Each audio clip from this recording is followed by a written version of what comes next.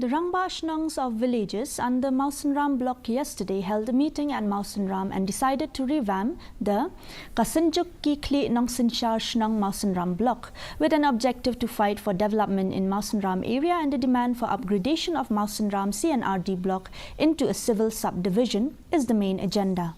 Speaking to the media, Hyambor Rapsang, chairman of Kasanjuk Kikli Nongsinchar Shnong Mawsynram block, expressed regret about the unfair treatment of successive state governments towards the people of Mawsynram. This comes to wake when the Khasi Students' Union continues with its agitation programs demanding upgradation of the Mawsynram CNRD block into a civil subdivision.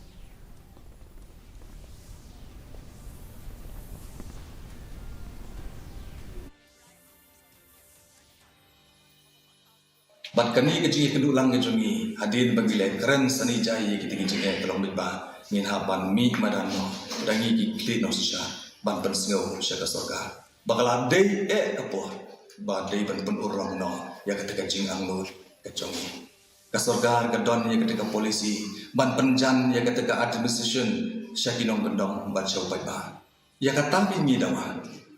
basngau ha warano ya kata ka kumbak hila clay ya kita kikintin ban penjan berbor ya ki program juga sorga bat ngi ki pajba nong gendong.